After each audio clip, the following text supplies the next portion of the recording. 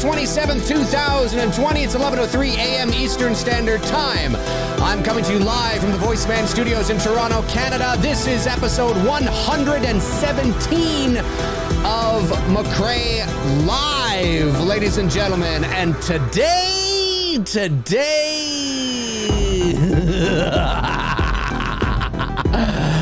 BLUM FEST. BLUM. Is anybody out there still calling him Jason Blum? It's not Bloom, ladies and gentlemen. It's not Bloom, it's Blum. Blum! Stop calling it Bloom! Hey, so that new movie from Blumhouse, it's Blumhouse! Anyway, just thought I'd get that off my chest. There are people still calling it Blumhouse. It's not Blumhouse. It's Blum. You, not O. Anyway, BLUM FEST, October the 29th, which just so happens to be my brother Neil's 50th birthday. Neil, if you're watching, he's not watching. But if he was, happy 50th birthday on October the 29th. Hard to believe my brother's going to be 50. Then again, I have another brother who's already 52, so whatever. And a sister who's, well, it's okay. I won't. But yeah, hey, let's talk BLUM FEST. So in case you are completely unaware of what exactly is going on, I'm going to read you the article from bloodydisgusting.com, which dropped yesterday. This is not a surprise to me, really. It makes sense. It's good PR. It's good for Halloween Kills. But of course, the question everybody wants to know at the end of the day is there going to be a trailer? Is there going to be a trailer for Halloween Kills? I want people right now to temper their expectations and, understand that the probability of that is low. Now, that's not because they don't like you and they hate your fucking guts, okay? There's a variety of reasons why that's low. We'll talk about it. However, well, I'll tell you my thoughts after we read the article. Let's read the article first, and then we'll dive into sort of what I think. Well, I mean, I don't particularly care about everything that BLUM FEST is going to be talking about, but of course we're focusing on Halloween Kills. So we'll talk about that, what you can expect, and what I think is likely to happen. Now, yeah, okay, I don't want to get too far ahead of myself. Don't put the cart before the horse. So let's jump over and see what this thing here is. Okay, so here we are. This comes from bloodydisgusting.com. This is yesterday, much like DC and their fandom. Anybody? Oh, yeah. Event this past summer, Blumhouse, not Blumhouse, has announced that they're bringing the Halloween fun to you at home this week with their first annual BLUM FEST. Their first annual BLUM FEST. So that tells us that this will, if it's the first annual, well, that means that this thing is going to happen every year at this time. It's probably a good idea, actually. Great PR, great for the production company. And yes, there will be a Halloween Kills panel. Read on for details. Nick P. Bloom. No, it's not Bloom. It's not Bloom. Join the stars from the upcoming Blumhouse film Freaky and the Craft Legacy. Talent and filmmakers from some of your favorite Blumhouse feature films and television series, and several surprise guests on Thursday, October the 29th at 10 a.m. Pacific time. That is 1 p.m. Eastern Standard Time on Blumhouse's YouTube channel, there it is there, and Facebook page, there it is there, for a celebration composed of virtual panels, sneak previews, updates, and news announcements from your favorite genre movies and TV shows, which will help get you through these scary days. Can you imagine if there's somebody out there that actually desperately needs this, or they just can't get through the week? Hey, Bob, there's a Blumhouse Fest thing going on where you get some sneak peeks and panels and shit. Really? Oh, thank God. They're out there. This year has sidelined a lot of us. This year has sidelined, yes, a lot. This year has sidelined a lot for all of us. But Halloween is a treasured season at Blumhouse. Indeed it is. So we conceived BLUM FEST to celebrate with our fans via a virtual event that will feature exclusive interviews and never before seen footage on an upcoming release or two, said Jason Blum, Blumhouse CEO and founder. Hosted and moderated by Jacqueline Coley, I guess it is, editor at Rotten Tomatoes. BLUMFest 2020 will feature news, announcements, and virtual panels with the cast and filmmakers from the following Blumhouse projects. Welcome to the Blumhouse. You can read that if you want. We don't care. Get to the other one. The Craft Legacy. Nobody cares about that. Does anybody care about that? Does anybody want the Craft? Listen, the original Craft, 1996, I think, but is anybody excited about this? I don't know. Are you excited about this? Comment in the comment section. Let me know if you're excited about this. Freaky. I got to admit, I quite enjoyed Happy Death Day. I actually enjoyed Happy Death Day too. I understand why there hasn't been a third one yet. The second one didn't do nearly as well as the first one. And at the end of the day, this is a business. And, but I have to admit, I really enjoyed what this director, who is directing Freaky, it's the same guy that directed both Happy Death Day movies. I really enjoyed those Happy Death Day movies. They're tongue-in-cheek. They're a little self-aware. They're not to be taken too seriously. They're fun, and I actually enjoyed the sort of the flavor of the second one. It was more sci-fi, not just horror, and it was really, really cool. Really, really enjoyed it. I was looking forward to a third one. Maybe they'll do it one day. Freaky. I'm clearly not the target demographic for this movie, nor would I been for Happy Death Day either. But Freaky didn't look terrible. I mean, Vince Vaughn. I'm not a huge fan of Vince Vaughn. I'm really not a big fan of Vince Vaughn, really, in anything he does. But the lead in Freaky I quite liked in the Netflix series The Society, which is just one season at the moment. They're waiting for a second season to drop. I actually really like that show. I've said this before.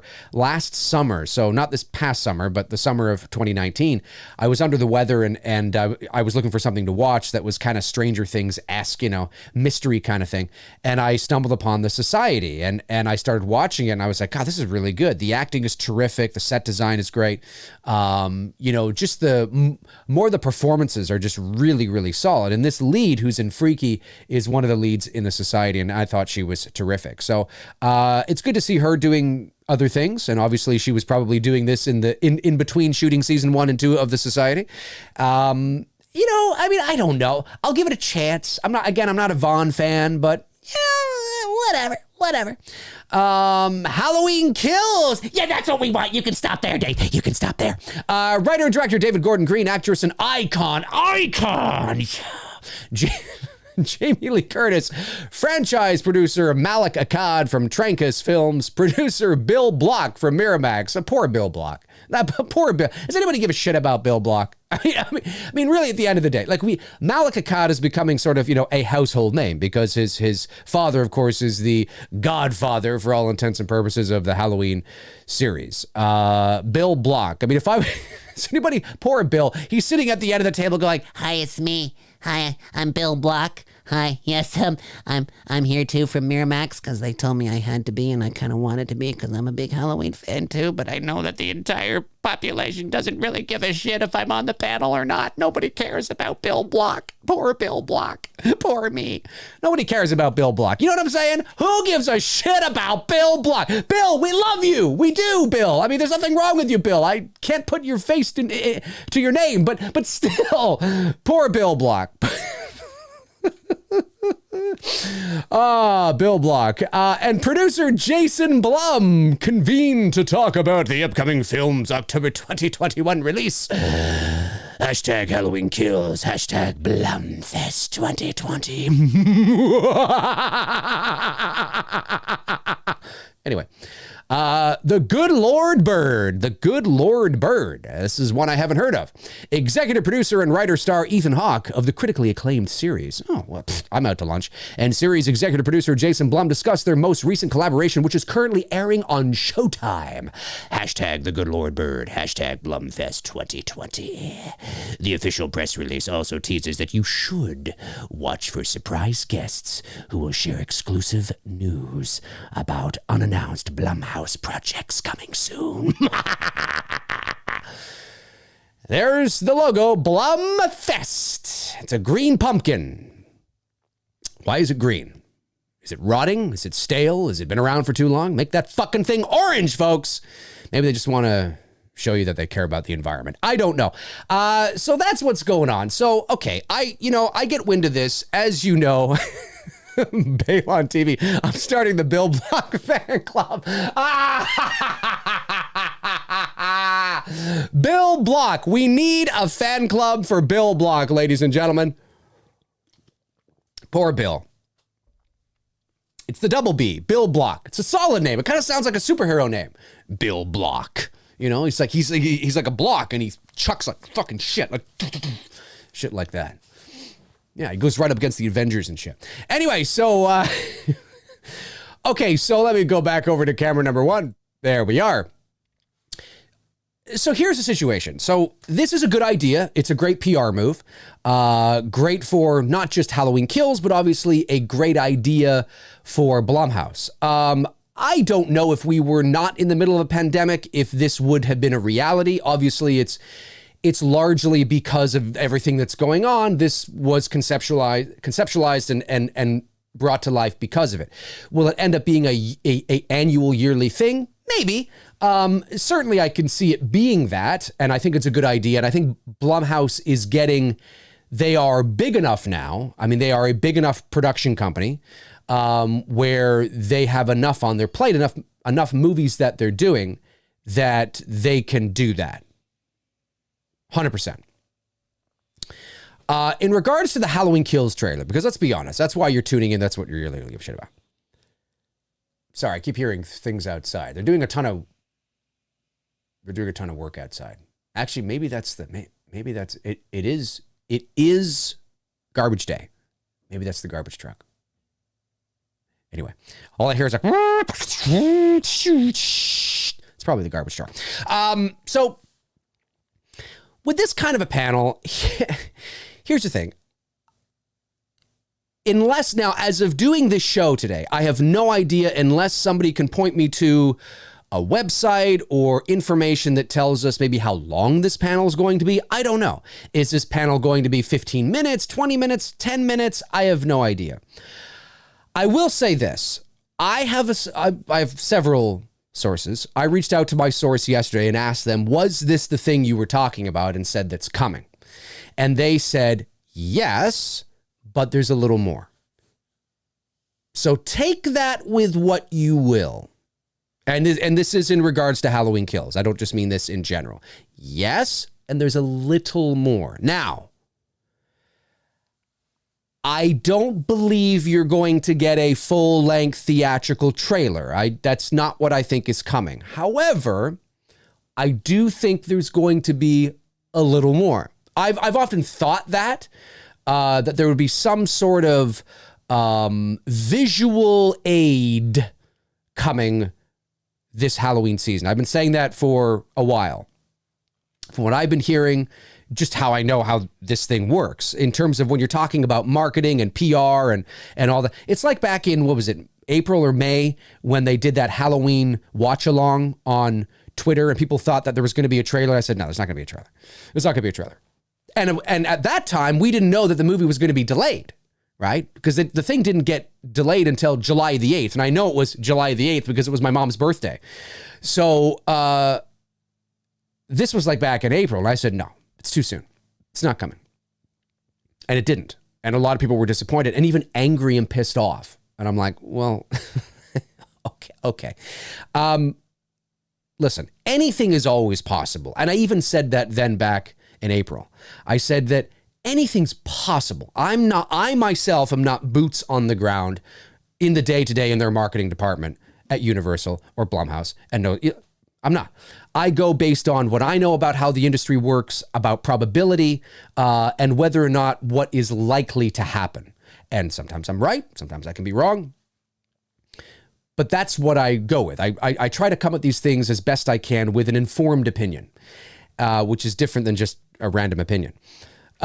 So there's always a chance. There always is. But that's not what I'm hearing. That's not... Do you guys hear that? That is definitely work. That's not a garbage truck. Must be my neighbor. I think my neighbors are doing some like work. Like, who the fuck does work in the fall? The winter's coming. What are you doing? What the fuck are you doing? Unless, because my road out here has fucking, they did a bunch of road work this past summer. It was fucking, it was a make work project. It really was. It was unnecessary. I don't know if you guys can hear that. Can you hear that? Can you hear that? Because I can hear it in my headphones. You must be able to hear it. Anyway, unless they're finally leveling off the manhole covers, I hope they are, because they did some... I heard it too, Dave. Okay, good. They're doing road work, and the manhole like every time I drive down my street, I'm going around the manhole covers because they're not even with the rest of the road. It's been like this for like a month. I'm like, what the fuck are you doing? It's like all these speed bumps all over my road. Anyway, maybe that's what they're doing. Maybe they're finally leveling it off. I don't know. Probably not. So my understanding, and like I said, I talked to one of my sources who said that there is a little more. So that tells me that doesn't tell me there's a trailer coming, okay? That doesn't tell me that the full-length theatrical trailer for Halloween Kills is coming. Again, is there always that chance it could? Well, of course, there's always a chance. You know what I mean? Who knows, right? But I know this guy pretty well. I don't, that's not, you know what I mean? I don't think, but there's going to be a little more. So whether that's in a sizzle reel, whether that's in some behind the scenes footage, whether that's maybe a poster, you might get your poster. Maybe it's another 30-second, clip like they really, there they go again. 30-second clip like they released in what was it? July, I guess it was. Cause yeah, it was the 8th of July when they announced that, the thing wasn't going to be released. So they sweetened the deal and they released that for you. The same thing's going to happen here. A few months ago, I said that I would be stunned just because of how these things work. I would be stunned. And I wasn't talking about the panel because I didn't know that was coming. I had no idea that was coming. I would be stunned, I said, if Halloween comes and goes and there's nothing. I didn't mean a trailer. I just meant there's nothing. Like a good PR move again, a good thing to sweeten the deal, to keep the fans happy, to manipulate your little brains and going, oh, wow. I mean, that's just what all marketing is to manipulate people into buying something, to buying into something and then eventually purchasing that something. There's a whole psychology around marketing. It's crazy. You feel dirty after you know what they're doing to you. But anyway, so I would be stunned because it's 1 year away. You got to do this. It doesn't mean trailer, but I mean, certainly something. And I didn't even mean poster. I mean, me personally, I would be okay with a sizzle reel, not the sizzle reel we got this time last year on Halloween, right? The one that was like all of 20 seconds or something like that. I'm talking about a legit minute sizzle reel. Maybe not Star Wars level sizzle reel, but something that's like a minute long, something like that where the pace is slowed down a little bit. Things aren't so where we have to slow it down and post and go, hang on. Oh, I think I see his toe. I mean, we don't, you know what I mean? But it all depends on what they want to hide and all that kind of shit. So, but I'm talking about a legit sizzle reel that is, it's slowed down a little bit. We can see some things. There's some, sound bites in there, some interviews maybe. I think that would please the fans and it would get people excited. And then you end on some epic fucking shot that gets people going, oh, but not a spoiler that gives anything fucking away. Like the closet with Vicky at the end of not that, just something, something to kind of go, ooh, okay, cool. I expected it would be something like that. That is my number one. That's what I'm leaning towards first. Poster. Yeah, maybe. Yeah, I could see it. I could see a poster. And then some people say, what about a teaser poster? It's like, well, yeah, but the poster, yes, but nowadays, like, teasers are becoming almost, I miss the days where teasers were really teasers and teaser trailers were actually teaser trailers. I miss those days. I mean, now they have teasers for the teaser, and teasers are no longer teasers. They're full-length fucking they're full-length trailers, you know. And then the real trailer just gives everything away. That's kind of like what it's like. You know what I mean? Maybe a poster. Yeah, maybe. I mean, I could see that along with a sizzle reel, perhaps. You know, you may get a clip. I could see a clip coming. I think that's possible.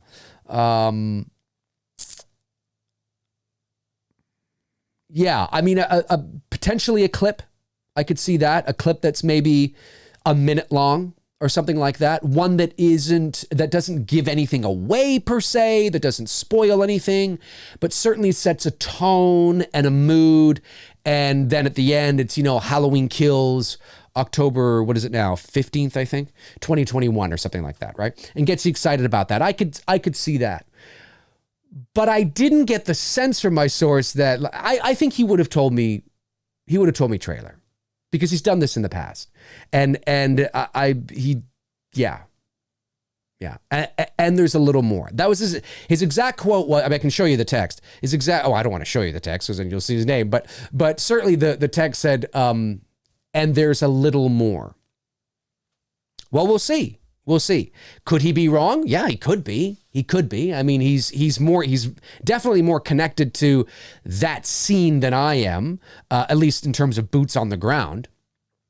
So, you know, we'll see. We'll see. But anything's possible. Anything is possible. We're talking about probability, right? Where do I want to set my expectations? And this is what we have to do as fans. And this is why I often say to people too, and again, it's not a hard science, but I often tell people, you know, if you want to set yourself up for predictions or to set yourself up to better be able to give yourself a higher probability of predicting for yourself even what may or may not be a reality in terms of whatever. And it's not just with Halloween Kills. It can be with anything related to the film industry in terms of release dates and trailers and teasers and all that kind of stuff. Having a real well-rounded understanding, even a basic 101 of how the film industry works, is absolutely crucial, because then you're not just guessing from an emotional place, you're thinking about it from a business standpoint. And that really helps you to, despite what your heart may want, despite what your fandom may want, you understand, well, you know the differences between a studio and a production company. You know the differences, between the different departments. You know who has a say and who doesn't have a say. And you can really sort of And now, Jesus, like when I went to film school in the late 90s, early 2000s, I mean, yes, the internet existed, but it wasn't like it is today. I mean, now you can just fucking learn about this shit at the drop of a hat on Google. You know what I mean? Whereas 20 years ago, not so much. So, yeah, do your due diligence and really, really do it. And again, it's not a hard science, but if you know the general principles of how, even just the different processes. I mean, there are many people out there that don't even understand that post-production on large films, large feature, high profile films, starts really parallel with production, because there's so much that needs to be done. I mean, if you're shooting a Star Wars film, you don't wait till you're done shooting to then start post-production. You start post-production as you're shooting, because there's so many visual effects shots and so many things that need to be done that you need to run your post-production process parallel with your production process just to keep up and to make your release date. If you're doing a smaller movie like It's Me, Billy, we can shoot the movie and then edit it, right? Anyway, there's tiny little tidbits of things like that may seem inconsequential. Oh, okay, so who cares about that? But you'd be surprised on how many times things will pop up in the movie sphere that I think to myself, well, actually, it's because of this. And it's not because I've ever made a Hollywood feature film in my life. I haven't. But I've gone to film school. I'm well-read. I'm still learning as well, right? I'm not perfect. But I always do my best to think about what I've learned and to give you guys a probability of what to expect in that regard. So that's what I think is likely here. In terms of the panel, and obviously my source obviously helps with that, but I would have thought that anyway. But the panel, it's going to be your standard panel, right? I mean, it's going to be, you know, Jamie Lee Curtis, Jason Blum, Bill Block. Let's give a shout out to Bill Block, shall we please? Bill Block is amazing. And Malika Akkad. Will a surprise guest pop on? Like, will they bring John Carpenter on? Maybe. I mean, this is a virtual panel, so it's very easy to bring people in and out via Zoom or Skype or however they're doing it now than it's ever been before, because nobody needs to get up, shit shower and shave and go somewhere to be a part of this panel. You can literally get up and you can fucking sit naked. You can sit naked. Maybe John Carpenter, if he shows up, if Carpenter shows up, which there's no evidence to suggest that he will, but if he does, maybe he's buck naked from the from the waist down. Maybe they all are. Maybe they're all buck naked from the waist down and they just have nice tops on. I have no idea. But the point I'm making is that it's easy to bring special guests in, you know, because nobody needs to go to a hotel. You don't need to put them up. You don't need to, you know, it's just you get up in the morning and, hey, you know, you want to do this? All right, I'll do it. Sure. What time? You know? You just sit in front of your computer with a cup of coffee or whatever, and away you go. And there's no doubt, I would imagine that this is pre-recorded. This has already been recorded, as far as I know. I mean, these things have to be edited. There's no way that they're going to do it live online. I mean, you certainly can, but I don't believe this is live, although I do stand to be corrected.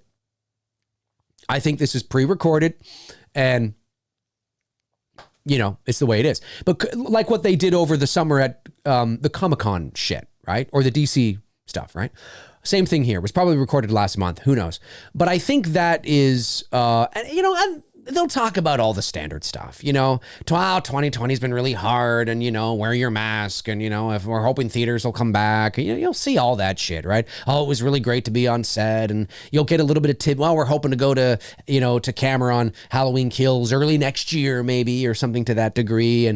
And Jamie will talk about working on Halloween Kills and how great David Gordon Green is, and how I wouldn't have come back if it wasn't for David Gordon Green. And, you know, and it was a lot of fun, and it's darker and it's more violent, and this one is just, oh man, it's, you know, it's really great. And you know, you're gonna get the standard panel 101 marketing stuff. There's nothing wrong with that. I'm just saying that that's what we can expect, right? It's not like they're going to divulge the story and divulge all these spoilers or all this information or anything like that, but that's what you're going to get. You're going to get that kind of, you know, stuff that we see time and time again. You'll walk away from the panel, hopefully and a little more, it will be the focus, right? But the actual information on the panel part, it'll be standard, I'm sure. It'll be 101. Unless they suddenly announce there's some crazy announcement like, hey, after Halloween ends, we're going the anthology route and we're fucking doing a Charlie Bowles story or something. Or that would blow the lid off. Or you know what would really blow the lid off? This isn't going to happen. It's not going to happen. I'm just saying this is the only thing I could think of that would be really, that would make the panel memorable, right? Would be like if they said, hey, after Halloween ends, we're seriously thinking about going back and doing a direct sequel to Halloween 4 and bringing back Danielle Harris and oh my God, I mean, that, barring that, I don't think the panel will be that interesting. We'll watch it. We'll listen because we, as fans, you know, you revel in that. I mean, any bit of information you can get, even if it's the same shit over and over again. I mean, fuck, you know, you watch me. But the point I'm making is that you're excited, and there's nothing wrong with that, right? but I don't think the panel itself will be anything interesting or anything to really get excited about. It's whatever that and a little more will be in regards to Halloween Kills. If it is just the panel and the panel only, I think it will be extremely disappointing to fans because there really is no new information that we don't really already know or can't compartmentalize in our own minds and guess what they're going to say. So therefore, it makes the panel underwhelming. I mean, really, at the end of the day, most fans, if they had a choice, would probably say, fuck the panel, give me the little more, and we'll walk up. Who cares? What are they going to say that they haven't already said, that Jamie Lee Curtis doesn't already say on her own anyway? And that Bill Block, what the hell is Bill Block? I want to hear from Bill Block. That's who I want to hear from. Get Jason and Jamie and Malik to shut up and let's hear from Bill Block, because nobody's ever, I mean, I think, yes, thank you. It's amazing to be here. I mean, I want more from Bill. Bill! Bill Block, the something guy. I was trying to rhyme it. It didn't work. I think that's what we should have. But seriously, I mean, it's really at the end of the day, I don't think we'll watch it. It's always exciting to watch it because you feel like you're on the cusp of some new information, right? That's why you watch panels, because you feel like there's that chance that they're going to drop something. There's going to be some information there. Yeah. But I don't know what that would be, other than like at the end of the 10 minutes or 15 minutes or however long they go. I don't even see them going that long. I mean, how long can you go? At the end of however long it is, that's what you're waiting for, right? Is that, all right, and before we let you go, should we show them that little thing? Should we show them that little thing? I think we want to show them that thing. I don't know. You think we should show them that little thing? I think we should show them that little thing. I think we should show them that little thing. All right. Let's show them that little thing. Come on. All right, folks, here is your sneak peek at Halloween. I mean, that's what you're waiting for. So really, get rid of the panel and just show them. So, and I don't mean that as any disrespect to Blumhouse. I'm just saying that, and they know what I'm saying is true. They know that there's a formula with how usually these kinds of panels go, right? And because we're still a year away and it's a movie that is secretive per se, and there hasn't even been a trailer for it yet, there hasn't even been a poster for it yet. I know there's a leaked script out there, but most people haven't seen that. Although a lot of people, I'm sure, have. Most people in the big picture haven't. So, you don't want to give too much. So the panel for the most part is going to be that. It's just going to be talking heads talking back and forth about how great it was to shoot the movie, how scary it is, can't wait to show you, too bad about 2020, we were really excited, but this is what we had to do, and this is why we had to do it, we love you, you're amazing. Bill Block, anything you want to say? No? Okay. And here's your thing. Here's your thing. So that's how I think it's going to go. And again, it's not because I have some magic. It's because generally that is how these things go. I don't see any significant piece of information beyond whatever little icing they're going to drench the or icing they're going to spread over the panel. I don't know what information is going to come from the panel that's going to be interesting. I mean, you might get like little things like, when I was on the set, I stubbed my toe and, Nick Castle had to come over and then he tripped and he stubbed his toe. Like, you might get little shit like that. I don't mean that exactly, obviously, but things like that, right? Like behind the scenes stuff. Oh, it was really hard to shoot this one scene and we had to do 36 takes. And by the end I had walking pneumonia. Like you'll get things like that maybe, you know what I mean? And then somebody will write an article about it. Did you know that James Jude Courtney had walking pneumonia on the set of Halloween Kills? And it's like, ooh, and then it'll get clicks and clicks and people will do videos about it. And, I mean, but in terms of the narrative and the story and the juicy meat and the real fat of the movie, no, I think it's just going to be standard panel one-on-one shit. So, that's what I'm thinking, folks. That's what I'm feeling. That's what I'm hearing. You get the panel and a little more. That doesn't, although I mean, maybe he meant it as, and a little more. Ooh, I mean, who knows? It's very difficult to read nuance in text. That's why so many of you get into fucking arguments with each other. But nonetheless, we'll see. We'll see. And if it ends up being a full 2-minute trailer, well, then amazing. I mean, that's amazing, right? I think we all can agree that that would be fucking amazing. But I think the probability is low that that's what it will be. I think it will be something else. I think it will be something else. And I think it will satisfy some, but maybe not satisfy others. I don't know. It depends on your expectations. Temper your expectations. Don't feel like you're owed something, okay? And just walk in and take it for what it is, and you know, that's it. And just see how you feel afterwards. That's the best way to go about these kinds of things, because otherwise you're just setting yourself up to be miserable between now and next, you know, June or whatever it is, you know, whenever they start releasing real shit. So we'll see. But like I said, there's always, I mean, don't come at me, you know, if they released a trailer and you said they didn't. I didn't say they weren't. I said the probability is low because of this, that, and the other. There's always that chance. There's always that chance, right? And I think that's what you're all holding out for. But knowing how the business side works and how I would be surprised if there was a trailer. I wouldn't be surprised if there was like a teaser of some sort, like what they released in July, or a sizzle reel, or a teaser poster, or even the official poster. That surprised me a little bit, but no, okay, all right. But just letting everything, like the cat out of the bag now, I'd be a little surprised. I'd be a lot surprised, actually. I'd be a lot surprised. So I don't think it's that.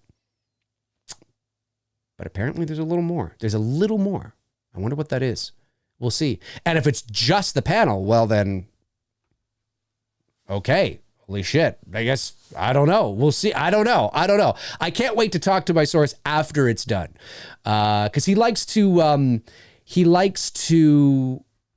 I have received fully, like, complete information from him.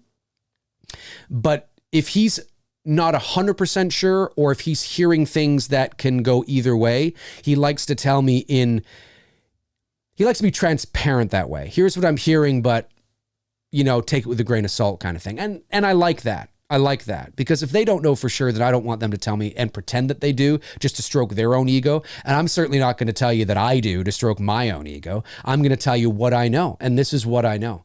So we'll see what happens. We'll see what happens. I know a lot of you. I know a lot of you out there though want that full trailer. I know a lot of you do, but we'll see. We'll see. Hey, let's move over to your questions and see what you guys are doing. Let's look at any super chats that came in. A few of them did. Song Fan sends in a $4.99 super chat and says, why is it in the H 2018 Allison is holding the knife with no blood in her hand, but in the Kills teaser, her and Laurie's entire hand is bloody all of a sudden? Well, two reasons. Continuity could be. Number two, obviously in the Halloween Kills teaser, they're further down the road than they were at Laurie's house. So maybe maybe Allison tried to help Laurie and got blood on her hands, and Laurie is bleeding out more in the teaser than she was at the end of the movie. And who knows? I mean, I don't think it's really that big of a deal. Austin Miltroin. Oh, Mitroin. Mitroin, is that how you say that? M-I-T-R. Anyways, you retracted your message. But thank you for the $1.99 super chat. Jeff Harris says, probably is Bill Block working outside? Oh, Bill Block. I get it. Maybe he is. It's quiet now all of a sudden. Chris Hames. Or Hams, $4 super chat. Dave is in past the balls on pre-production. Dave is in past the balls on pre-production. Oh, I see. You mean on It's Me, Billy? Yeah, we are very much in pre-production on It's Me, Billy. So much. We are less than a month away from production, pending any, COVID shit. But yeah, I have a meeting with Bruce tonight, actually, over at his place. Austin sends in the super chat again, $2.99. Dave, are you a fan of Lynch and Twin Peaks? David Lynch? Yeah, I don't mind David Lynch. Twin Peaks, I can't say that I've ever seen Twin Peaks. I know what you're talking about, but I I'm neither here. It's neither here nor there. Mustack Reviews. Thank you, buddy. Says, hey, Dave, just saw The Fog, and I have to admit, I didn't like it. Have multiple problems with it. For example, what was the purpose of Jamie's character? What was the purpose of her character? Well, I think it's important to remember that I actually quite like The Fog. Jamie Lee Curtis was having difficulty getting roles after 1978's Halloween. And one of the reasons why Jamie Lee Curtis is in The Fog is because John Carpenter put her in The Fog because he was stunned that she just wasn't getting roles. And I think he felt a little sorry for her. So he's like, okay, listen, I got this movie I'm doing called The Fog. Here you go. Jamie Lee Curtis, for all intents and purposes, isn't the star of The Fog. I think it's important to remember that really it's Stevie Wayne, who, I mean, obviously it's Adrienne Barbeau, but that's who it is. Really, kind of, at the end of the day, she's really the main protagonist, whereas Jamie Lee oh, there's Bill Block again. He's starting up his sledgehammer. Bill Block is in The Fog. Jamie's character is, it's not an essential character to the movie, but a lot of those characters in there aren't really essential to the movie. But Jamie was used on the cover. She was used in the marketing, 100%. And she does have an important role in the movie in the sense of that she's got a lot of screen time, but it's sort of an ensemble. I don't really feel there's a star per se in that film. But I think you could say, what was the point of Atkins' character? I mean, you could say that too. You get rid of both of those characters and just focus on Wayne and the lighthouse and her talking to Charles Cyphers. I mean, you could literally get rid of both of those and just focus on Wayne and Charles Cyphers, Adrienne Barbeau and Cyphers, and just have like that kind of thing. And then there's many different ways that you could structure that story. I like it though. I like The Fog. It's actually, I think The Fog and I would say The Fog and The Thing are probably my two favorite Carpenter films outside of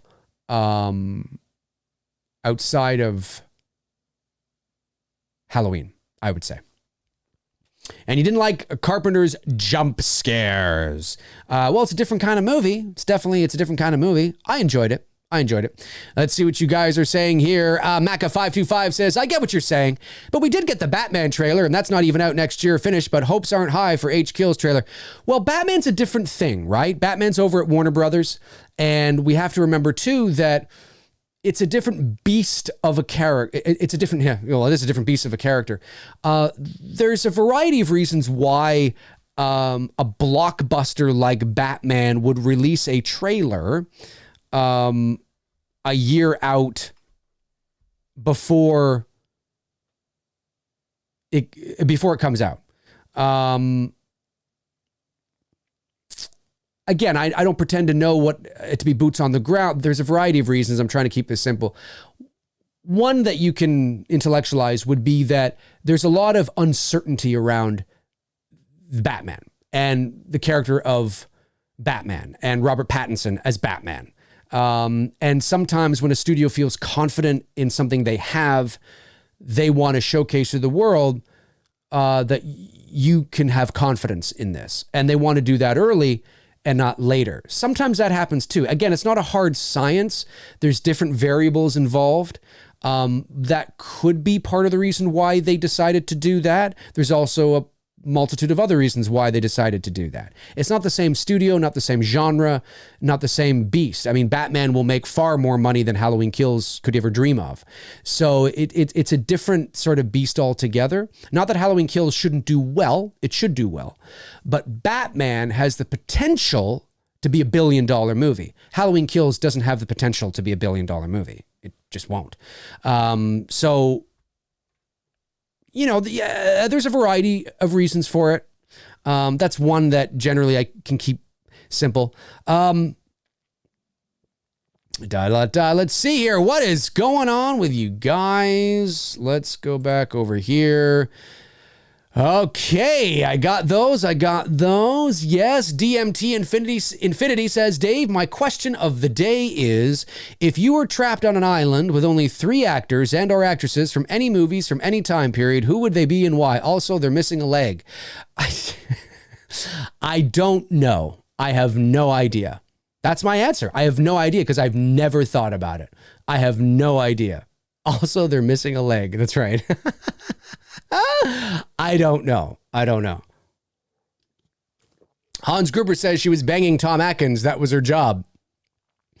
Well, there you go. That's why she's in it, folks. Frank Riker, Frank the Tank, my man Riker says, if Laurie dies in Kills, it will be the greatest film of all time. I actually don't want Laurie to die in Kills because unless Kills was the final Halloween. If there was no Halloween Ends and we were just we were ending it with one extra sequel, then I would agree with you. I'd say yes. I'm of the mindset that it began with Michael and Laurie. It should end with Michael and Laurie. And there's symbolic reasons for that. There's layers to that. It's not just because like there's philosophical reasons for it that you can weave into the narrative. And like I tried to do with my Halloween 2018 sequel concept idea video. If you do it that way, I think most fans will accept and maybe even like the direction and how it ends, right? I've talked about that before on this channel. So I would have it end with Michael and Laurie. That doesn't mean this incarnation of the character, this version of the character connected to the 1978 original. It has to end. It has to end. I know there are a lot of fans out there that don't want it to end, that want Michael to keep going and going and going, and that's okay. And if you want shitty movies, well then pray that it keeps going and going and going and going and going. But if you want to get out while it's good and go out on a high note, then it should end with Halloween Ends. And there's even no guarantee that that's going to be a good movie. There's no guarantee that we're going to like Kills. So, you know, we'll see how it goes. And then at that point, I think you figure out what you want to do. Do we want to move into the anthology route? Do we want to take this to television, Netflix or something like that? Do we want to do a series within the Halloween universe and maybe, Charlie Bulls or Season of the Witch or, whatever, right? Or something new that can be connected, but is, original now from the ground up.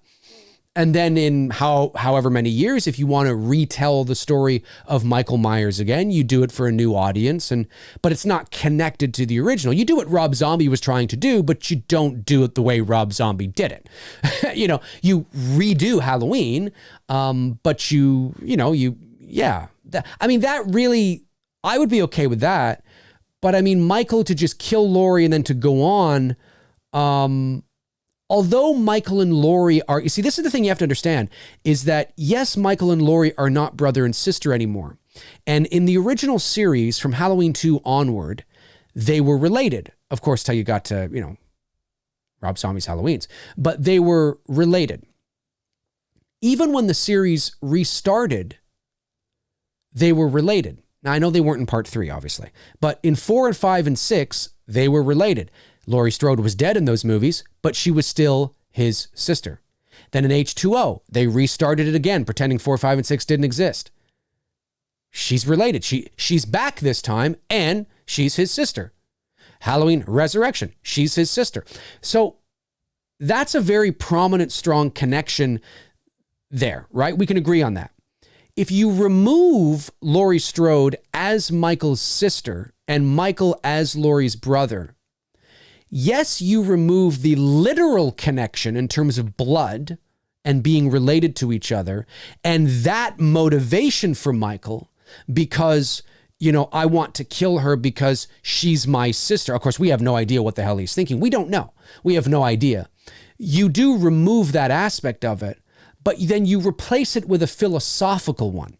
Now, in the original Halloween from 1978, we know that Michael and Laurie are not related. When you just watch that movie on its own, when they were making that movie in 1978, there was no intention to have them related. They were not related in that movie. You can watch it in retrospect and fill in the gaps and pretend they're related in that movie, so Halloween 2 and on makes sense to you. That's fine. But when you're actually watching that movie as is, they're not related in that movie. And any connection that you make after the fact is just circumstantial and coincidence because you're, filling in gaps and having it make sense to you, justifying it in your own mind so that the later sequels make sense. And sometimes you can do that. Sometimes it works. But that wasn't the intention. They were just going to make that one movie.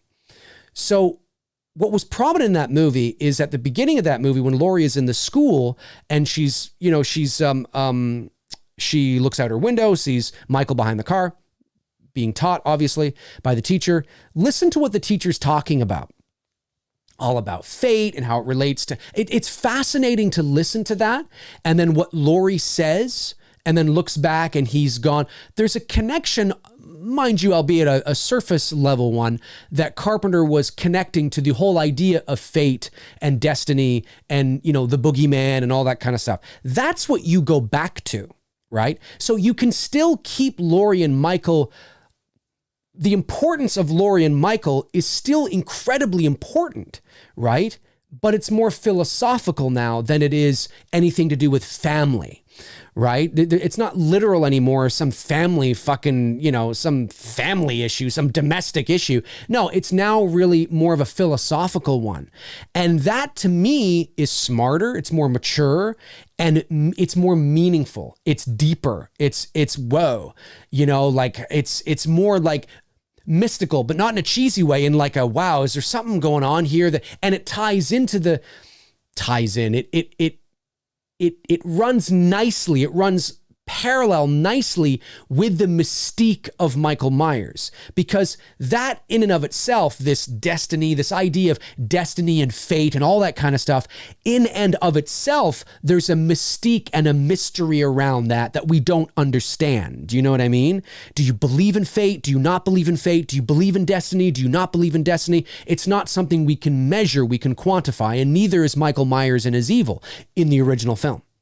So when you go back to that, and you tie Laurie into that again, and you remember what Laurie was saying or what the teacher was saying in the classroom, and then you listen to what PJ Souls, that was, the voice, the teacher was saying in the classroom to Allison as well, you go back to that, and that's your connection. Now, can you keep it going with Allison?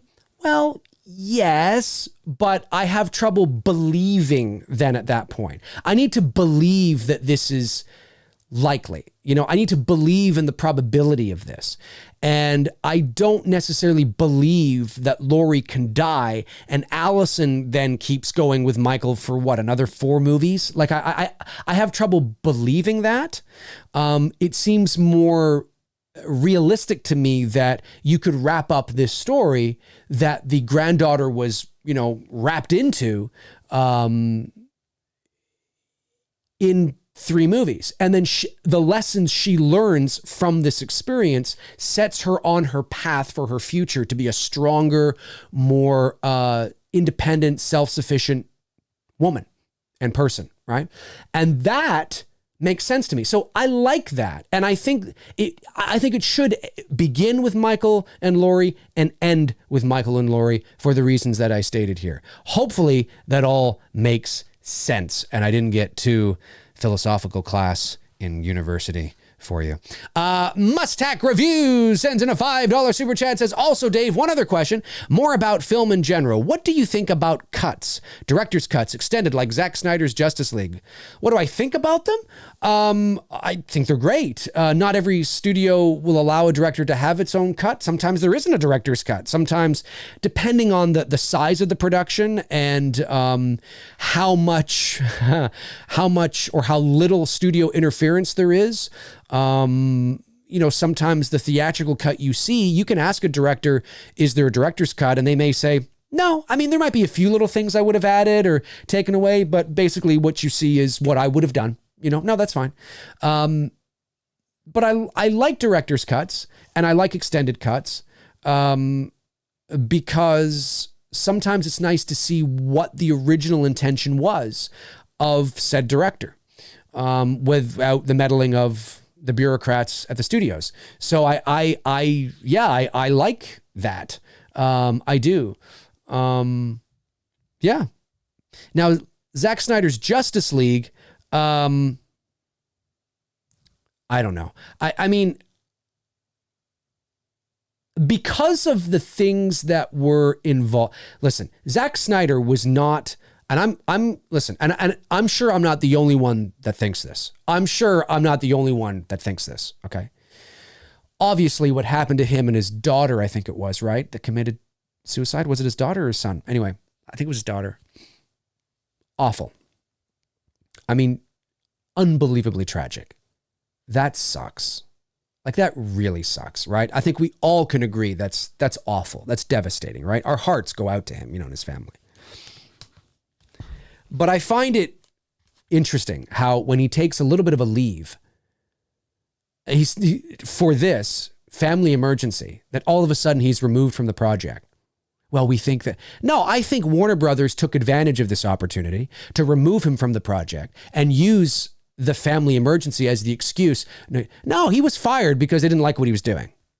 And they saw an opportunity. And I can't guarantee, obviously, but that's my feeling on it.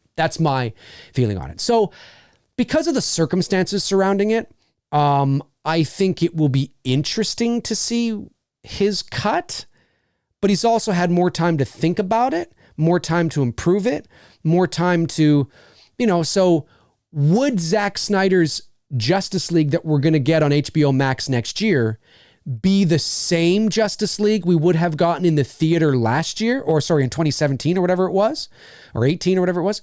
I don't know, because he's had a lot of time to think about this. They're shooting extra stuff.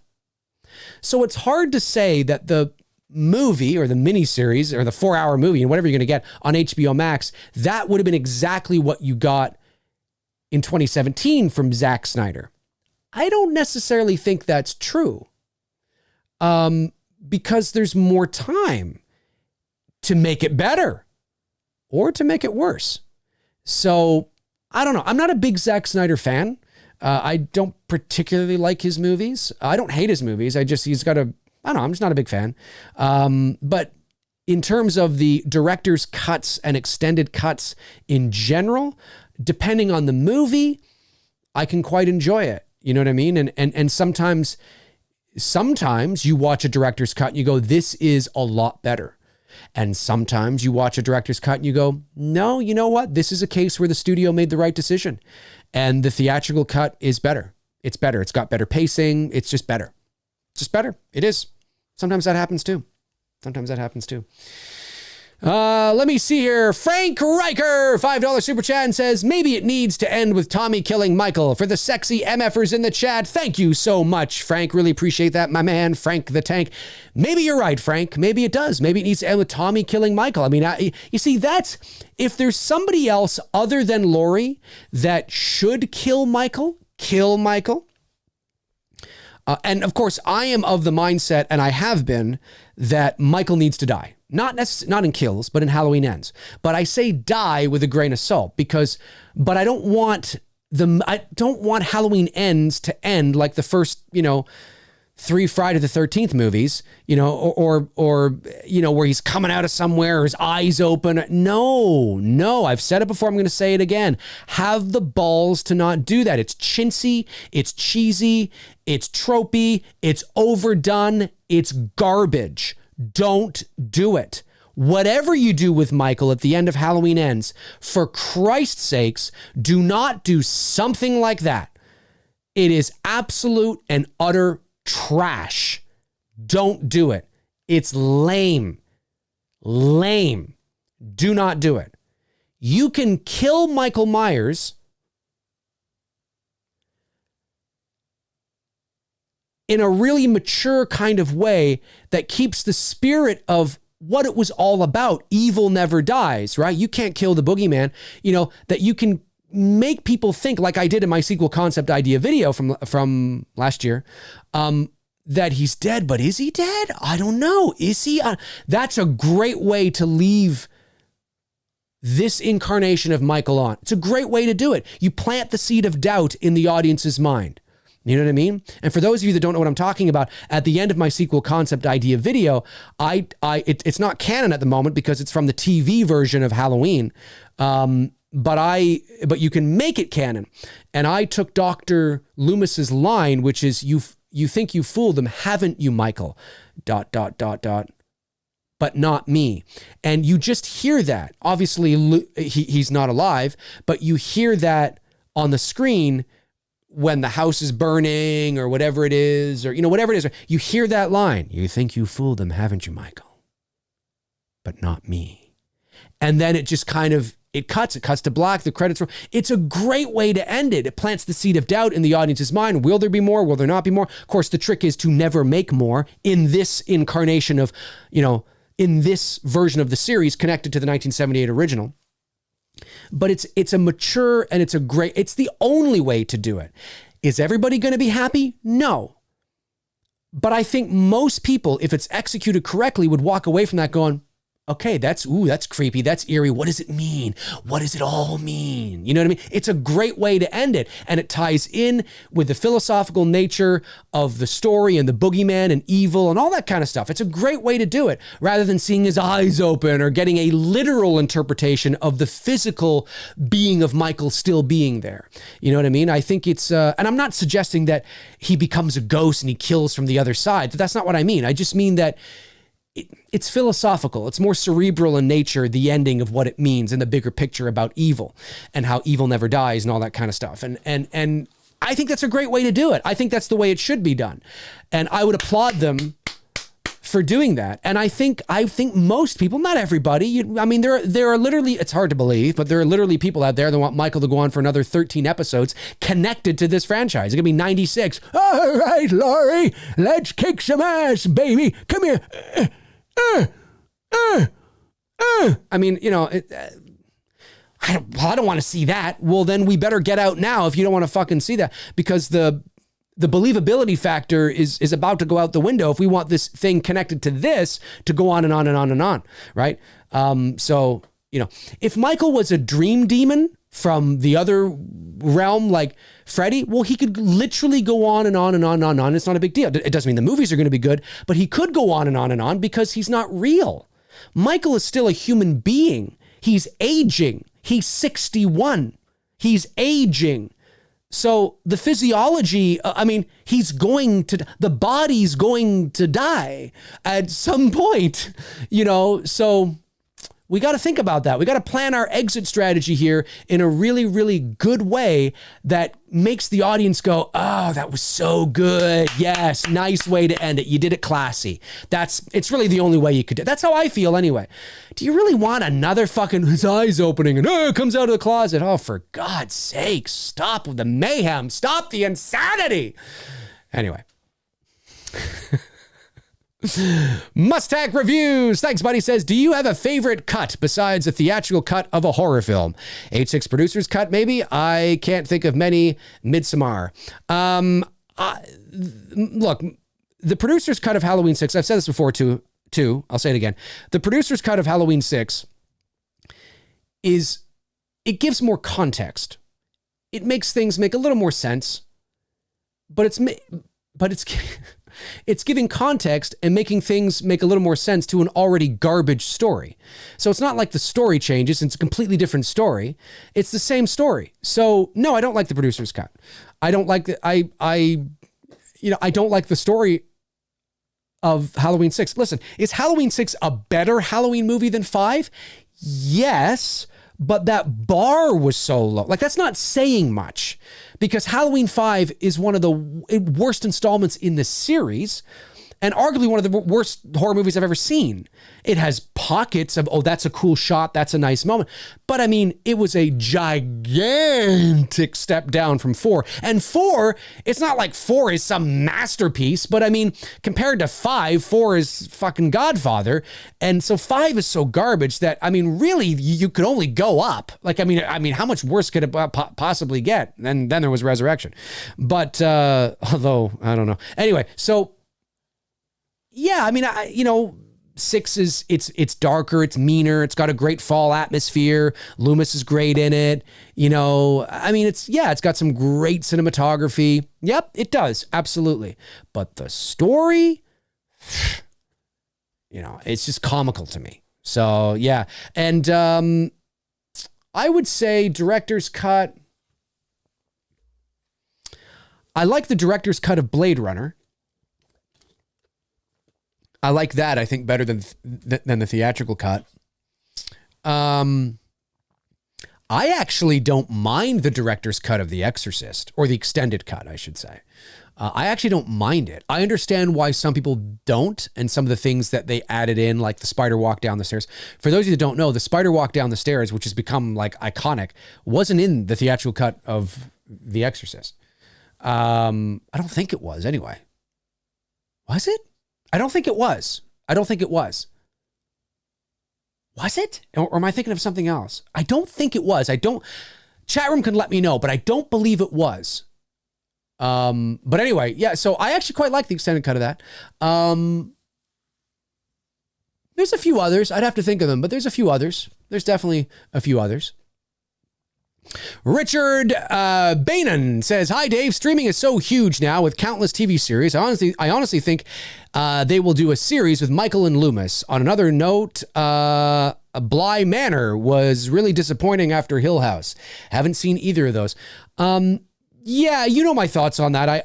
There's definitely a lot of things you could do with a Loomis story, and a Loomis and Michael story.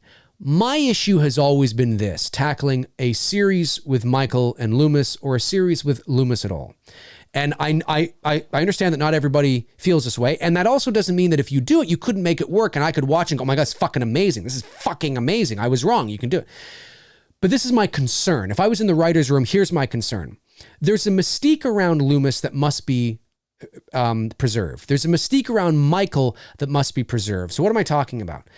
I am always of the mindset that everything we need to know about Michael is said in the first Halloween. It's said in the speeches from Loomis. That's all you need to know. It preserves the mystique and the integrity of the boogeyman, right? If we watch a series with Loomis attending to Michael and watching a 6-year-old child come in and watching, finding out how he learned to drive, finding out his catatonic state, and, doing all these things, right? It demystifies Michael a bit, and it demystifies Loomis a bit. Okay, let's say we don't do Michael. We go back to Loomis's, younger years and as a young doctor at this. Okay, but then wouldn't we need people he's dealing with to be like? I always imagined that Michael was like the pinnacle of Loomis's career, right? That every patient he had up to that point was pretty rudimentary, was pretty standard. That doesn't mean that there weren't, guys and girls or boys and girls or, whatever that came in that were rough around the edges, that were tough, that were psychologically maybe difficult to pin down or pinpoint. It doesn't mean that at all. There might be some pretty crazy characters, right? 100%. But am I the only one, though, that kind of believes that? But when it comes to Michael Myers, it's something that Loomis had never seen before. It's something that Loomis had never, ever, ever, ever, like, he's blown away. He's a man of science, and he's struggling to, it's taken him this many years to realize that there is oh my God, like I've watched him for 15 years, sitting in a room, staring at a wall, not seeing the wall. I met this 6-year-old child, this blank, pale Muslim. I met him, I spent the first 8 years trying to reach him, and then another 7 trying to keep him locked up because I realized what was living behind that boy's eyes was purely and simply evil. He spent 8 years trying to reach him. So presumably when you think about that, he spent 8 years using science. And then he spent the next 7 trying to keep him locked up because he realized what was living behind that boy's eyes was purely and simply evil. That's not something a psychiatrist or a psychologist or a doctor or a man of science would say, because they are all about quantifying and measure, right? They want to be able to measure things and quantify things. And how you do that is with the 5 known senses. If we can't see it, hear it, smell it, taste it, or touch it, it becomes very difficult to believe that it exists. And we need to be able to, that doesn't mean that we can't quantify things like radio waves and cell phone waves that we can't see or touch or whatever, right? But we we're able to measure that, right? We can see the waves and we know that they're real and they're there. Well, what is evil? What do we do? How are we measuring this? What is it inside of him? Well, all this kind of shit, right? That's all we need to know. And I've always thought that that was the pinnacle of his career. You know, he's midlife now, in his 50s, and he reaches this point where it's like, oh my God, you know, do we really want somebody else that's arguably even more interesting or crazy than Michael before Michael? Because in order to make the show interesting or somewhat amusing, Loomis is going to have to be like getting himself into some crazy shit, to make the series about Loomis's formative years really cool and awesome. Now, it doesn't mean it can't work and you can't do it and then move into 1978 Michael, and it's, I mean, I believe it's possible, but that's where my area of trepidation is. That's where my area of concern would be that I don't want anything that Loomis is doing before Michael to overshadow anything with Michael Myers and Halloween and what you laid out. Because then I just get a little worried about that. That's my worry there. And then if you're doing Michael and Loomis, my worry is demystifying Michael Myers, you know, to the point where he ironically, because you know so much about him and you have so many answers to all these questions you have, he becomes even more human than he should be. He's a human being, but that aura and that mystique of, but is he, has to remain there. And I'm just worried that you're going to demystify that if you do a Loomis and Michael story of their time at Smith's Grove. You know, those are my concerns. It doesn't mean it's not doable. It doesn't mean that if you did do it, it wouldn't be amazing. And even I'd be like, that's fucking amazing. Oh my God, you guys watching Loomis? Did you watch Loomis episode 6? Oh my God, amazing. I mean, who knows, right? Who knows? But those are my concerns. And I think those things would have to be, and why are those my concerns? Because I care. I care about the integrity of the characters. I care about the series. I care about, you know, preserving the ingredient that makes Michael work, that makes Loomis work, that makes that relationship work. I care about that. So these are thoughts that I have. It's not me being a Debbie Downer. It's me coming in and saying, okay, if we want to see if we can make this work, but these things need to be addressed. How are we going to treat these things? We don't want to fucking just, you know, let the cat out of the bag and demystify everything, do we? Do we need to know everything about what he was doing with Michael those 15 years? Do we need to see it? You know, I mean, do we, like, how is that going to affect the future movies? How is that going to affect the movies that are already there?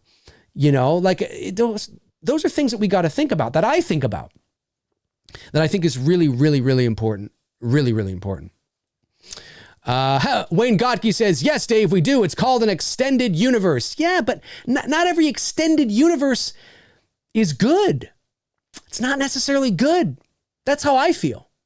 But then again, I realize that I'm also not a particularly fan of needing to know everything. I don't need to know everything. I would rather my filmmakers let me fill in the blanks, and let me have the opportunity than to just spell it all out for me. That's me. Gary Rangel says, Dave, thoughts on Scream 3? Hate it or no? I didn't like Scream 3. I liked the beginning of Scream 3. Wasn't crazy for the ending. It felt shoehorned in. The reason and explanation for everything felt shoehorned in for me. So, no, I was not a big fan of Scream 3. Not a big fan at all. Did I miss any super chats? Let me go back and see if I missed any super chats. Yes, $10 from Frank the Tank says, Dave just got done clipping Blum's toenails for Blum. Frank, I've missed these. I've noticed that these types of little things you send have been very far and few between late. But then again, you've been a busy guy too. BLUM FEST, and he told me how ends end. So Michael is exorcised and his soul is placed in a pumpkin. Anyone who rubs Michael's pumpkin gets 3 wishes. That is amazing, Frank. Amazing. You hear that, folks? That is how Halloween ends, ladies and gentlemen. Michael is exorcised. They exorcise his demons, and his spirit goes into a pumpkin, is placed into a pumpkin, actually.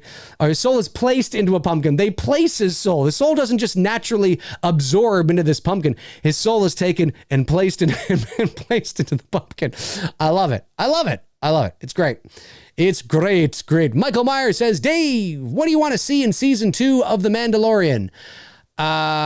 Just an advancement of the narrative. I want to see, I want to see things that continue to progress the narrative forward in really intriguing, organic, and surprising ways that keep me interested with every episode. I like The Mandalorian. And I think there's a lot of potential to now take what you've set as a base and really take off with it.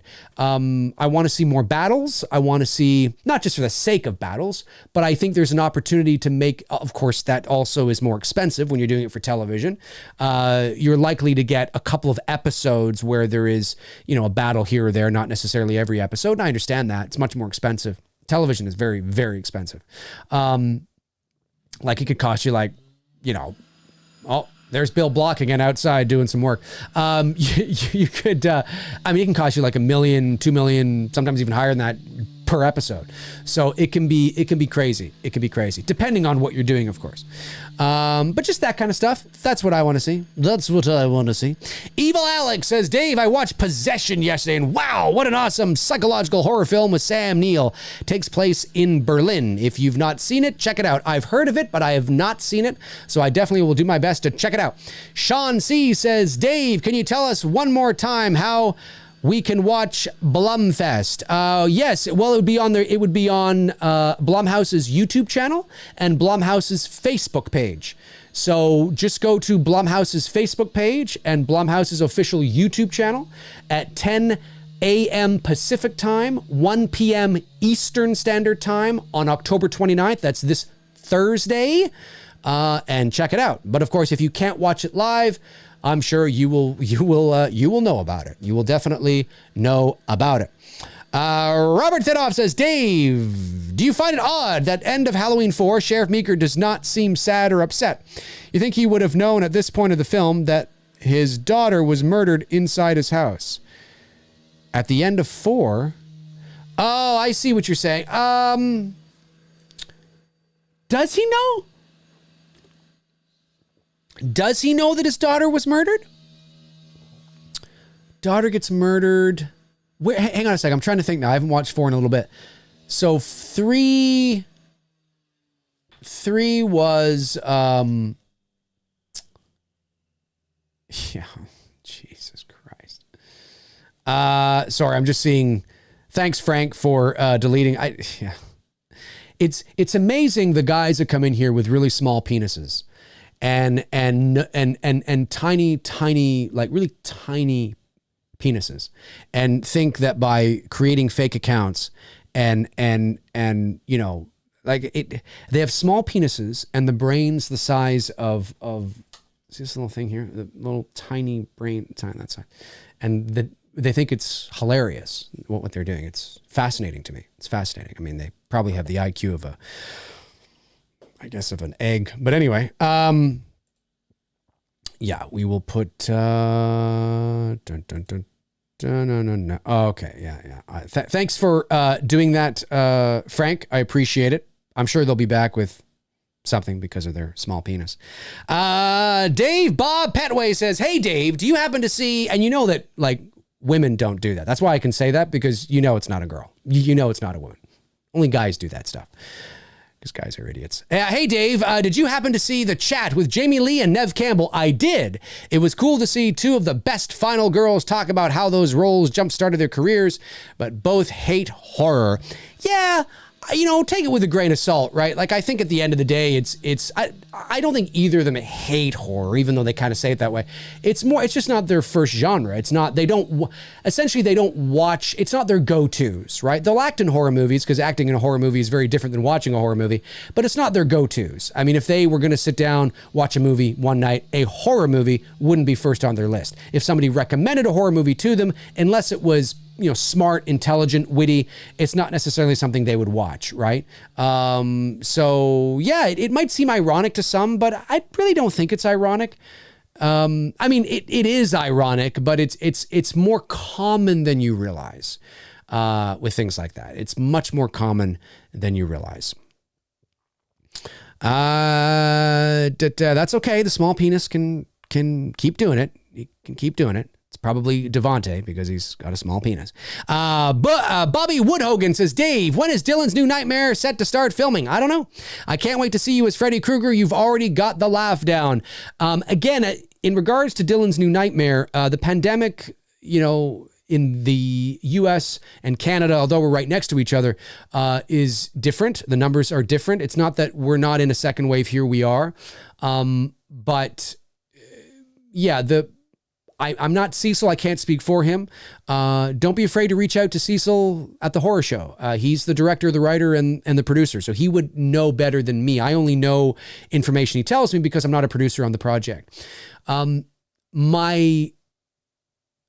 My thought is what I believe is happening is that it's on hold until next year. So I believe the last bit of information I got for Dylan's new nightmare is we're hoping to go to camera in the spring. So, April, May, something like that. That will be a full year delay from when we were supposed to go to camera, because this movie was supposed to be shot and may even have been already out for you guys to see, but the pandemic delayed things. So yeah, that's really all I know. He keeps me informed. He keeps me posted from time to time, and I'm excited about it. I can't wait to do it. Can't wait to fly down there and do it. But obviously our borders are also closed, right?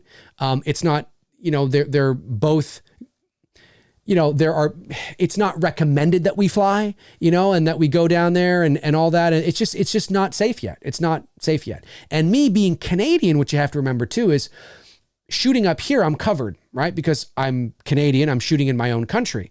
But going down to the US, I can get travel insurance that covers me if I was in an auto accident or if I got sick or something like that. But it doesn't cover COVID-19. At least not yet. I have to double check. So when I was looking into the travel insurance, yes, I'd be covered for basic things like, if I get sick or I'm in an accident or I trip and fall or I break my leg or, whatever the case is, I can go to a hospital in the States. And even though I'm not American and I don't have insurance there, the insurance up here will cover me.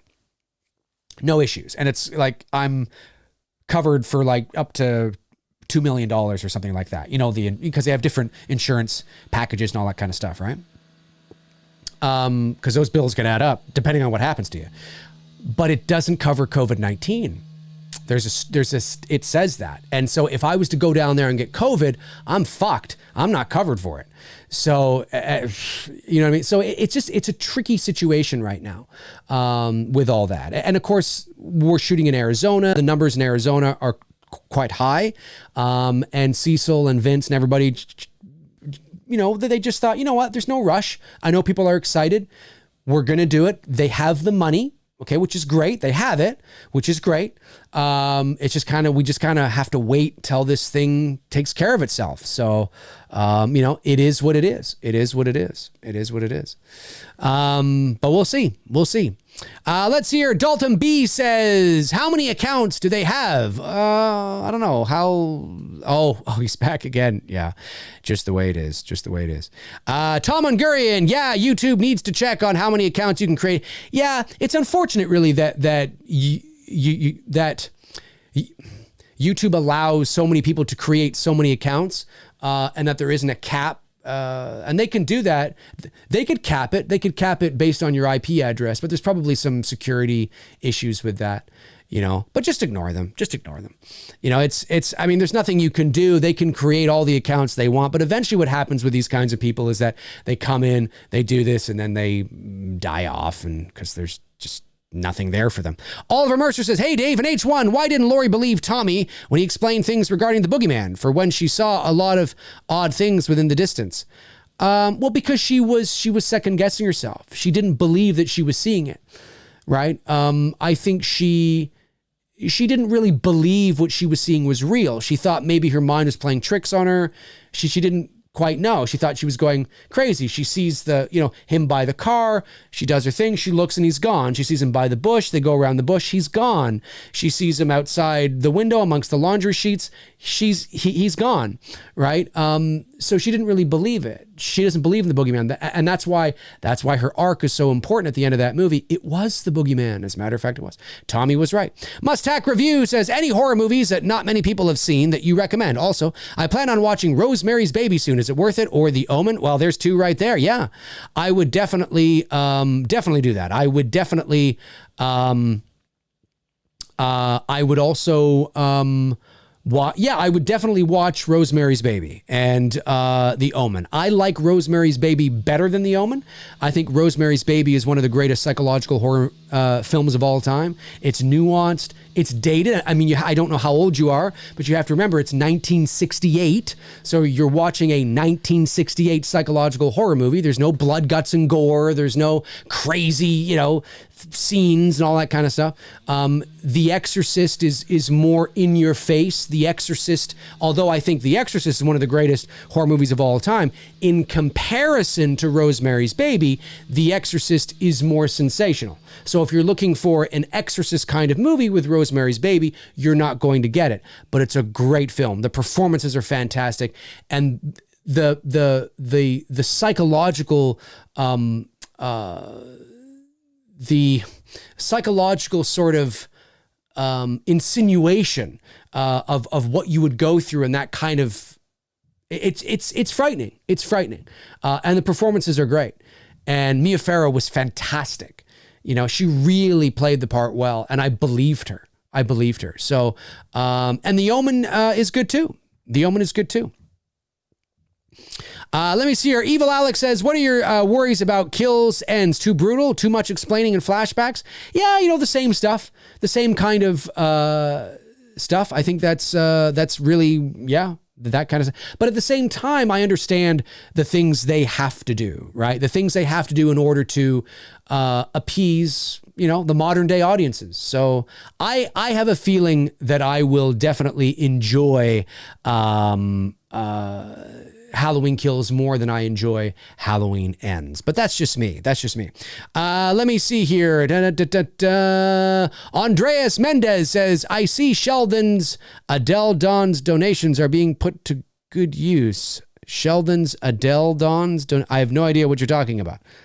Adele Dawn's donations are being put to good use. Sheldon's, I don't know what you're talking about. I'm not really sure. Bobby Woodhogan says, Dave, will you be watching the Creep Show animated special on Shudder on the 29th? I had no idea there was going to be one, so probably not, but I'll maybe check it out after the fact. Macca525 says, Dave, you're directing Scream 5, and the studio said one of the OG 3 have to die in opening scene. Who would you take out and how? I would take out Gail in the opening scene, and I would take her out... how?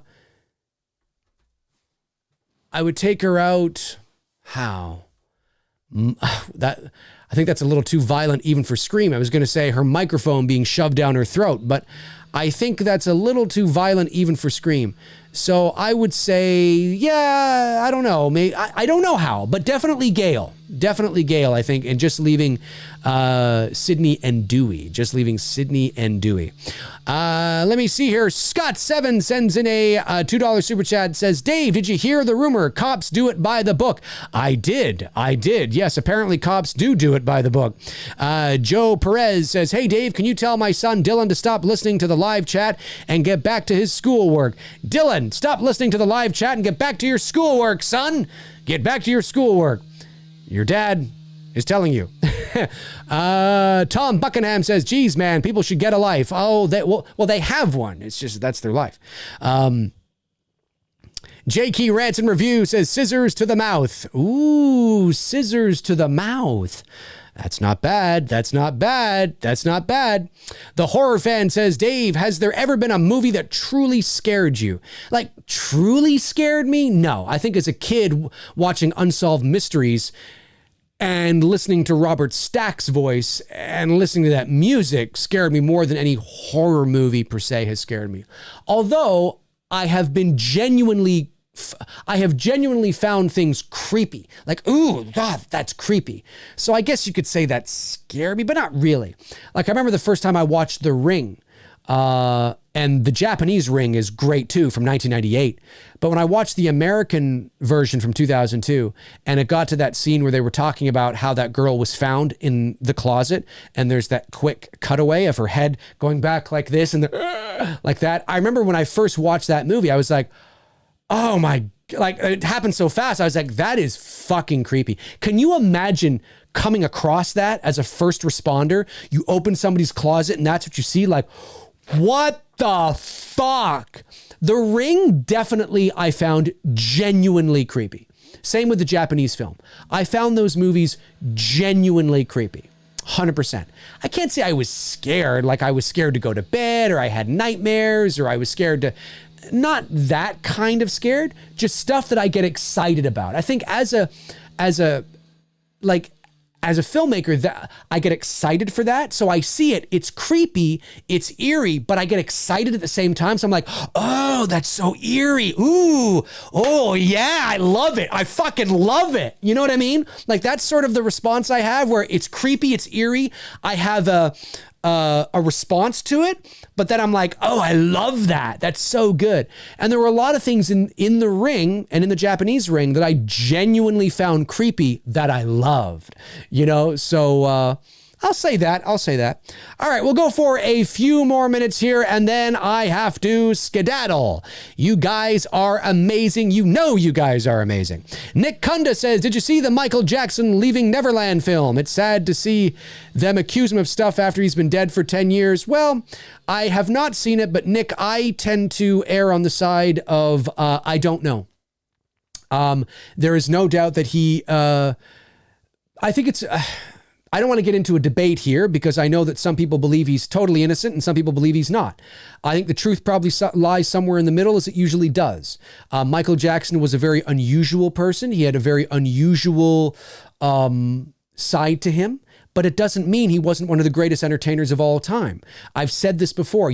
I'm not suggesting he was. I'm just saying, in a general sense, you can be a scuzz-sucking piece of shit and incredibly talented. They're not mutually separated from each other. And I think for some people, it's very difficult to wrap their minds around somebody they love and who is beloved and adored and who is so incredibly talented and maybe even change the face of something forever, to imagine them as a monster. It happens more than you know. It happens more than you know. I'm not here suggesting that Michael Jackson is that monster. I'm saying I don't know. I think there is more than enough evidence throughout the years, albeit circumstantial, but sometimes not, to suggest that there is a high probability that he wasn't what he all claimed to be. Look at Bill Cosby. Look at, Kevin Spacey. Look at, a plethora of people over the years. Look at Savile from Britain. Is it Jimmy Savile? I think that's his name. Like the British Mr. Rogers, for fuck's sakes. It's hard for us to wrap our minds around, but there's shit, man. There's a lot of stuff. There's a lot of stuff that we don't know, but that doesn't change everything could be true. Every single thing about Michael Jackson could absolutely be true. Let's say it is. Okay, let's just say it is for argument's sake. Let's say it's totally true. Every bit of it. Let's say it's 100% true. Does that change the fact that he was one of the greatest entertainers in the history of music? Nope. He was one of the greatest entertainers in the history of music. One of the greatest of all time. And that doesn't change. It changes your perception of him and how you feel about it, but it doesn't change the fact that he wasn't incredibly talented. He was. There's a lot of scuzz-sucking pieces of shit out there who are incredibly talented individuals. I'm just saying. That's all I'm saying. So I don't know, man. I don't know. It's crazy to think, though. Let's see here. Mustic Review sends in this is a $2 Australian, I believe.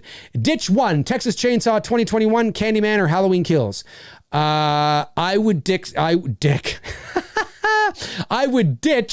Texas Chainsaw 2021. because I think that's the one that I'm least excited about, that I have the least faith in. So that's what I would do. That's what I would do. All right, folks, that's going to do it for me on episode 117 of Mcrae Live. I want to thank to all the super chats that came in today. I want to thank my moderators, of course, my great moderators doing overtime today with the small penis man in the room. Tabitha Short, of course, Frank Riker, and Darren Sands. Thank you for doing what you guys do. 99% of the time, the chat room here is always great, and the small penis man doesn't make his way into the chat. But every now and then, he does when he's bored and he wants to flex his small penis, and that's what we have to do. We got to get rid of him and all that kind of jazz. But thankfully, this is very far and few between, and he's not there too often. But nonetheless, you guys are amazing. Thank you to the non-super chat questions, of course, as well. Don't forget, October the 29th, 10 a.m. Pacific time, 1 p.m. Eastern Standard Time, BLUM FEST starts. Now, I don't know when Halloween Kills panel is in there. I'm sure we'll get that information. Maybe it's already out there now as of doing this show. We shall see. So, folks, that will do it for me. Have a great rest of your Tuesday. I will be back Thursday. Maybe, I might have some ideas for Thursday. We'll see. I can't promise anything. So, in the meantime, in between time, I will talk to you guys soon. Alrighty. Cheers.